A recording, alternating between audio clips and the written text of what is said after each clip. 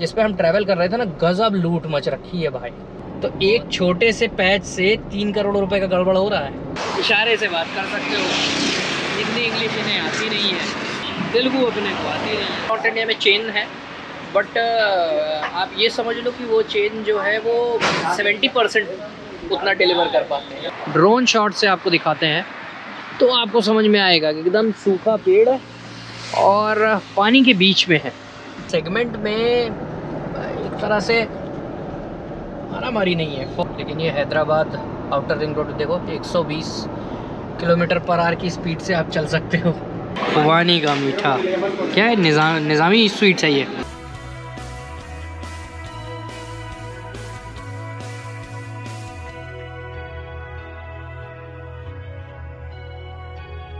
तो हेलो दोस्तों, good morning, कैसे हैं आप लोग?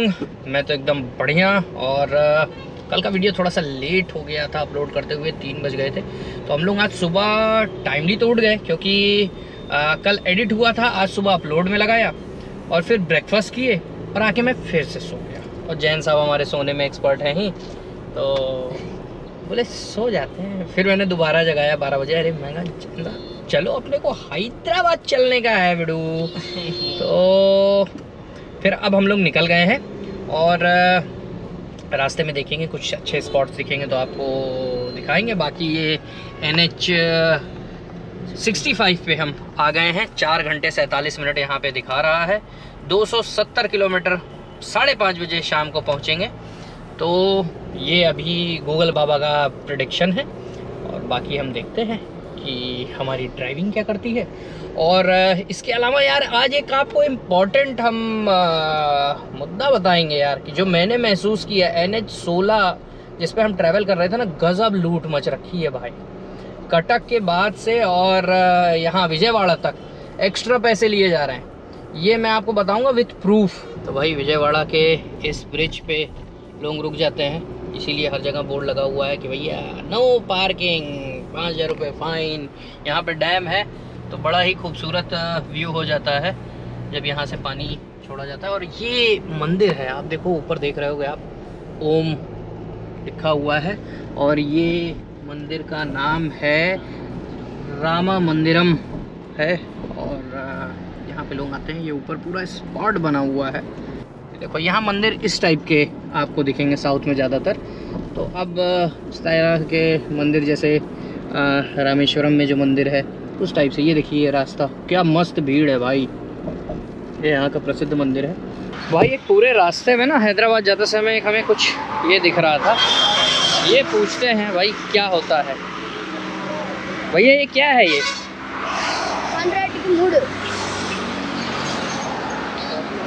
अच्छा वो है, क्या बोलते हैं इसको, खाजे मूड।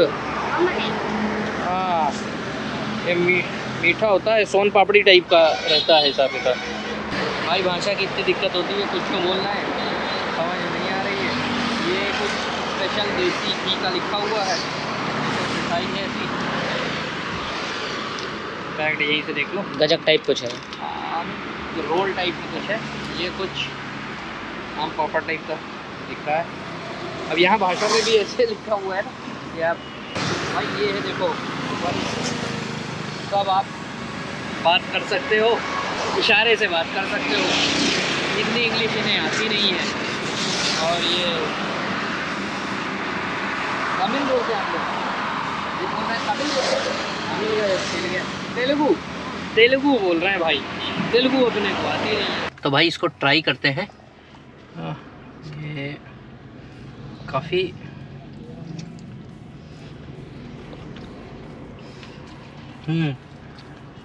सोन पापड़ी है। सोन पापड़ी एकदम लाइटर फॉर्म में, मतलब कैंडी फ्लॉस जैसी ना, वैसी है एकदम। और मीठा भी कम है, तो इसलिए टेस्ट में भी बढ़िया है। अच्छा आइटम है यार, 30-40 रुपये के हिसाब से तो बहुत बढ़िया दिया भाई। अभी इसको रख दे रहे हैं, शाम के टाइम या रात में खाना खाने के बाद खाएंगे तो अच्छा लगेगा, क्योंकि ये गिर बहुत रहा है। तो भाई कॉफ़ी मेरे को बहुत पसंद है, और ये फ़िल्टर कॉफ़ी की एक मेरे को मद्रास फ़िल्टर कॉफ़ी का ऐसा आउटलेट दिख गया, तो अपन ने यहाँ गाड़ी खड़ी कर ली। अब चलते हैं, थोड़ा सा कॉफ़ी पीते हैं, फिर आगे निकलते हैं। ये है भाई इस तरह का 2 फिल्टर कॉफ़ी 70 रुपये की, 35 रुपये की फ़िल्टर कॉफ़ी है भाई। ये चीज़ तो है कि यहाँ साउथ इंडिया में आपको चीज़ें बड़ी रीज़नेबल मिलती हैं, कॉफ़ी, डोसा, जो भी साउथ इंडियन फूड्स है। ये देखो भाई फ़िल्टर कॉफ़ी बन रही है।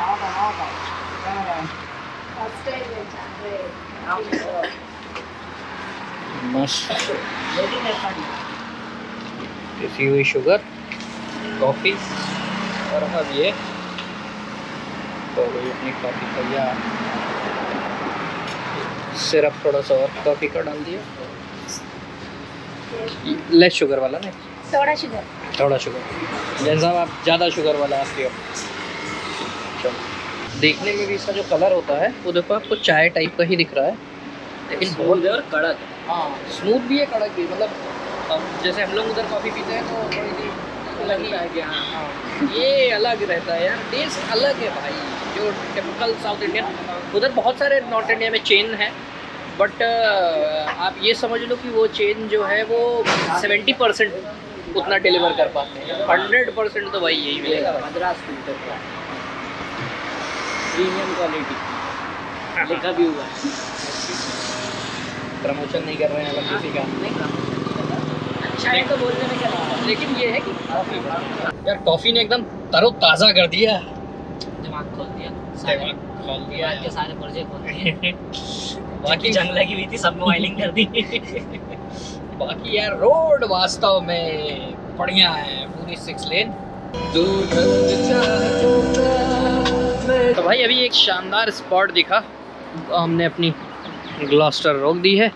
ये एरिया देखो, ये अभी आपको नहीं समझ में आ रहा होगा, ड्रोन शॉट से आपको दिखाते हैं तो आपको समझ में आएगा कि एकदम सूखा पेड़ है और पानी के बीच में है। भाई ग्लॉस्टर वाले सेगमेंट की एक और ये गाड़ी महिंद्रा अल्टरस G4 अभी तो खैर डिसकंटिन्यू हो गई। वैसे प्रैक्टिकली देखें तो इस सेगमेंट में एक तरह से मारामारी नहीं है, फॉर्च्यूनर की मोनोपोली चलती है और थोड़ा बहुत ग्लॉस्टर, बट ग्लॉस्टर भी यार गाड़ी बढ़िया है। फॉर्च्यूनर लोग भोकाली के चक्कर में जाते हैं और ग्लॉस्टर तो मुझे बढ़िया डिसेंट लगी। और बाकी ये जो सेगमेंट है पूरा खाली है यार, इसमें आना चाहिए यार, कंपटीशन मज़ा आए। जैसे कॉम्पैक्ट एसयूवी का सेगमेंट हो गया, मिड साइज़ एसयूवी का सेगमेंट हो गया, इतने तगड़े फीचर्स आ रहे हैं। हैरियर हो गई, महिंद्रा का हो गया, टाटा का हो गया, उसके बाद और भी जीप हो गई, कई ब्रांड्स हैं यहाँ पे। कई ब्रांड्स के साथ उनके कई मॉडल्स भी हो गए, कई वेरिएंट्स उनमें हो गए, लेकिन ये सेगमेंट अभी खाली है, यहाँ आना चाहिए यार। भाई सुबह मैं आपको बोला था ना कि टोल का एक मैटर आपको दिखाऊंगा कि जो NH16 है उसमें किस तरह से जो टोल का भाड़ा होता है उसमें कैसे वेरिएशन आ रहा है।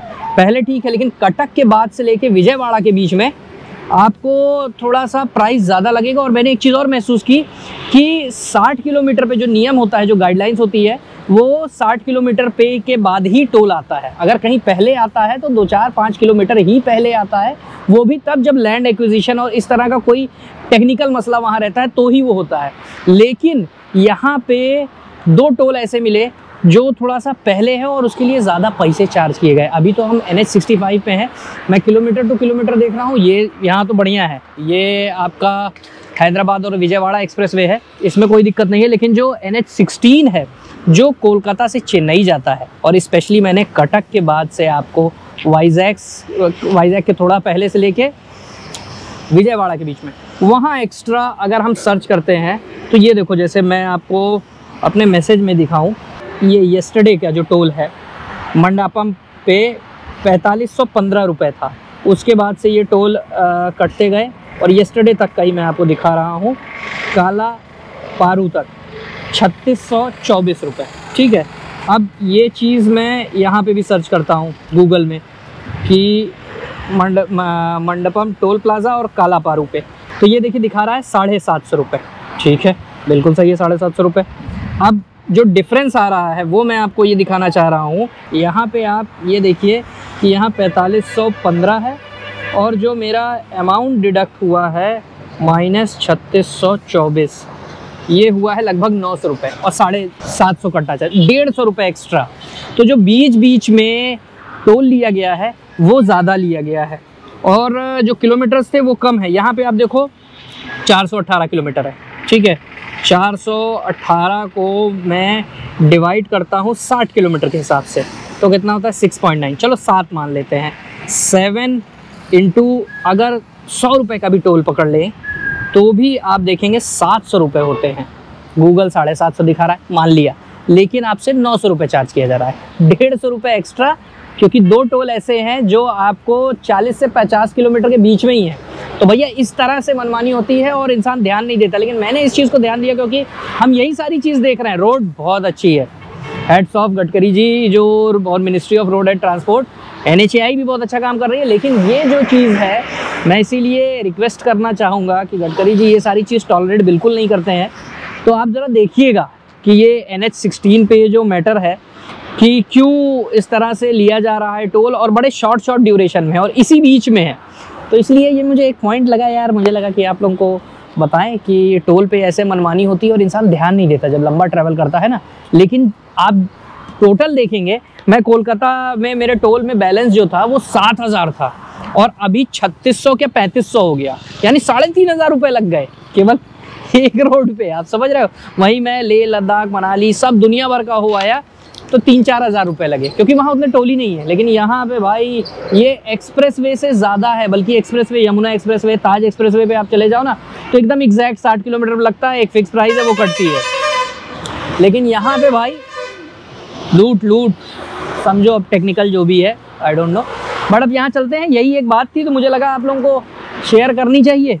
तो भाई इस तरह से टोल का खेल होता है, समझे आयुष बाबा? अरे तब भी सर 100-150 रुपये तो जाते हैं बस भाई, 100-150 रुपये, यही इसी तरह से आम आदमी सोचता है। हाँ 100-150 रुपये ही तो ज़्यादा है। मैं कह रहा हूँ 150 भी हटा दो, 100 रुपये भी आप पकड़ लोगे और 10,000 गाड़ियाँ क्रॉस होती हैं। और 100 रुपये में तब बोल रहा हूँ जब मैं एक कार जो सबसे कम प्राइस का होता है, अगर ट्रक होगी, कॉमर्शियल व्हीकल, बड़े बसेज होंगे, उनका भाड़ा अलग होता है। 100 रुपये भी आप पकड़ लिए, 10,000 गाड़ियाँ क्रॉस हुई, 10 लाख हुआ। और एक महीने का कितना होता है मालूम? 3 करोड़ रुपए। तो एक छोटे से पैच से 3 करोड़ रुपए का गड़बड़ हो रहा है। तो अगर बड़ी साइड देखोगे ना तब समझ में आएगा कि भाई जो इंसान 100-200 रुपए करके छोड़ देता है ना, वो यहाँ करोड़ों का काम हो जाता है भाई।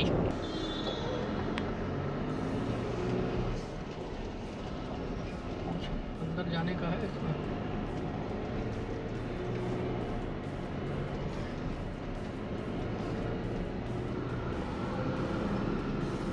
पार्किंग वार्किंग है भाई, रामोजी फिल्म सिटी ऐसे है। यहाँ मीडिया हाउसेज हैं और स्टूडियोज और ये सारी चीज़ है। 4 to 9 का पैकेज है। अच्छा, साइड सीन नहीं रहता इसमें। अच्छा, only stage program, carnival parade, dinner करके बाहर आ जाना। टूर पैकेज लेना पड़ेगा, रात 9 बजे तक का हिसाब किताब है। इतना तो समय नहीं है यार अपने पास। तो भाई अब हम लोग हैदराबाद की आउटर रिंग रोड पकड़ेंगे। और बहुत पहले ये रिंग रोड बन गई थी हैदराबाद में, और जो रिंग रोड का कॉन्सेप्ट शुरू हुआ तो जो बहुत पहले से कुछ ऐसे शहर हैं जहाँ पे ये कॉन्सेप्ट बहुत पहले आ गया, तो उनमें से एक हैदराबाद भी है। और आउटर रिंग रोड से यही होता है कि शहर का पूरा ट्रैफिक डाइवर्ट हो जाता है। जो बाहर हाईवेज़ पे एक हाईवे से दूसरे हाईवे जाना है तो बड़े व्हीकल्स जो होते हैं ना वो निकल जाते हैं। भाई बड़े बड़े एक्सप्रेसवेज पे ना 100 किलोमीटर पर आवर की स्पीड होती है, लेकिन ये हैदराबाद आउटर रिंग रोड देखो 120 किलोमीटर पर आवर की स्पीड से आप चल सकते हो। और बनाया भी ये देखो 4 लेन है इधर, 4 लेन उधर, मतलब टोटल 8 लेन्स है। इसीलिए आप इस पर 120 पे चल सकते हो शहर के आउटर रिंग रोड पे, एक्सप्रेसवेज पे नहीं। लेकिन कई एक्सप्रेसवेज पे तो वैसे बढ़ा देना चाहिए यार, 100 से 120 तो कर ही देना चाहिए। ये देखो तब पर भी मैं भैया सेफ साइड 100 के अंदर चल रहा हूँ।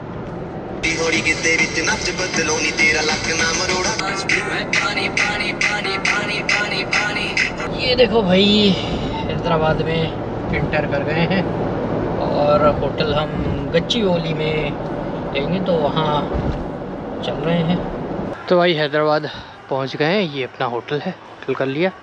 कार यहाँ पे बाहर पार्क है और अब हम लोग चलते हैं अपने रूम में। तो भाई होटल में जल्दी आके भी चैन नहीं था, वीडियो रेंडर पे लग गया है। ये हुआ चलो कुछ बाहर खाने चलते हैं यार, होटल में तो इतने दिन से खा ही रहे हैं, यहाँ का कुछ स्पेशल खाने चलते हैं। क्यों जैन साहब? और हैदराबाद में तो मशहूर है ही हैदराबादी बिरयानी। वो खाने के लिए चल रहे हैं हम लोग। और बाकी आपको दिखा दूं तो कल अपने को MG में कार को ले जाना पड़ेगा, क्योंकि हमने इसको पूरा चला दिया है। ये देखो 0 किलोमीटर मेंटेनेंस आ गया है, यानी 10,000 चल गई है। 20,000 पे लिया था, 30,285 किलोमीटर हम लोग चल चुके हैं भाई। 10,000 का मार्क पूरा कर दिया 1 महीने 4 दिन में। तो अब बाकी भी हम लोग कल जाएंगे, तो कल के वीडियो में तो हम पूरा रिपोर्ट कार्ड बनाएंगे कि 10,000 किलोमीटर हम लोग ने चलाया है 1 महीने में, कैसा एक्सपीरियंस था, कैसी परफॉर्मेंस थी, वो आपको कल के वीडियो में दिखेगा। फ़िलहाल अभी तो चल रहा है डिनर करने के लिए। तो भाई हैदराबाद आए और यहाँ अंकित रहता है। वैसे तो ये मेरे साले साहब लगते हैं, लेकिन दोस्त है, अब आप ऐसा समझो। और यहाँ आया, मैं कहा ये भोपाल में भी थे साथ में, फिर उन्होंने बोला कि हैदराबाद इस वक्त आ गए हैं, बिरयानी खाए बिना कैसे भेजेंगे, बिरयानी खाए बिना कैसे भेजेंगे। तो इन्होंने ले आए भाई, ये कोई पिस्ता हाउस करके चेन है, तो यहाँ अब हम लोग कुछ भोजन ग्रहण करते हैं और उसके बाद तो भाई सूप और बिरयानी जब पलटेगा तब समझ में आएगी। चावल इसमें निकालेंगे पेट में तो। हाँ, अभी पहले सूप पी लेते हैं।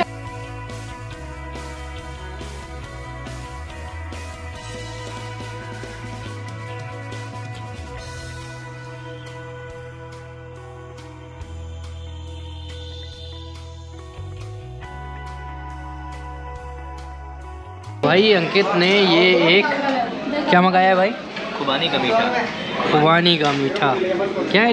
निज़ामी स्वीट्स है ये यार। खुबानी एप्रिकॉट का जो एकदम स्टार्टिंग वाला फॉर्म होता है, सॉफ्ट वाला, उसी का ही ये उसमें बना है। साथ में काजू है और मुंह में घुल जा रहा है और मीठा लेकिन काफ़ी है। हैदराबाद की स्पेशलिटी है। सही है भाई। तो भाई डिनर तो हम लोग का हो गया। जैन साहब बिरयानी खा ली आपने? हैदराबादी बिरयानी काफ़ी हैवी थी, काफ़ी।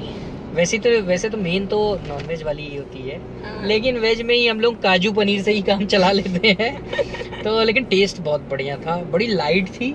ऐसा भी नहीं, सालन आपको लेना है तो आप अलग से वो मसाला ले सकते हो। मसाला भी टेस्टी था। हाँ, रायता भी ले सकते हो। मसाला भी ऐसा नहीं था कि आपको वो खाओ तो बहुत ज़्यादा तेज़ लगे या गले में थोड़ा सा लगे, ऐसा नहीं था। तो बढ़िया था। और साथ में खुबानी का जो स्वीट डिश हमने खाया एप्रिकॉट का, वो भी लाजवाब था। अंकित भाई चले गए, अब वो तो यहीं रहते हैं, लेकिन हम लोग अब चलेंगे होटल में, आराम करेंगे। और एक चीज़ और थी कि MG की तरफ से फ़ोन आया था कि भैया कल यहाँ पे हॉलीडे है, तो हो सकता है कि वर्कशॉप में जो अगर वर्कर्स नहीं आएंगे तो हो सकता है कल काम ना हो पाए आपकी गाड़ी का सर्विस का जो 10,000 पे होनी थी। तो ये हो सकता है कि कल हम लोग चाय पीने के लिए निकले सुबह अगर टाइमली उठ गए। चार मीनार की चाय और उसके बाद हम लोग निकल लेंगे चेन्नई सीधे, क्योंकि यहाँ हॉलीडे है और फिर बहुत ज़्यादा रुकने का फिर कोई मतलब नहीं बनता है। तो ठीक है दोस्तों, आज का तो वीडियो अब ख़त्म करते हैं। और आज तो वैसे मेन बहुत हम लोग का दिन भर ट्रैवलिंग ही रही और ऐसा कुछ बड़ा आउटपुट तो निकला नहीं, लेकिन हाँ ये ज़रूर है, निचाई वाली आपको बात जो मैंने बोली वो वास्तव में फील करेगा जो भी NH16 पे ट्रैवल करेगा। तो फिलहाल आज का व्लॉग यहीं ख़त्म करते हैं। मैं भी जाता हूँ सोने, क्योंकि वीडियो एडिट हो चुका है, बस अपलोडिंग लगाना है, वो जल्दी हो जाएगा आधे घंटे में। तो आज मैं भी जल्दी सो जाऊँगा क्योंकि कल सुबह उठना है। Bye bye, good night. Please like, share and subscribe, and don't forget to press the bell icon and stay tuned to AutoTube India.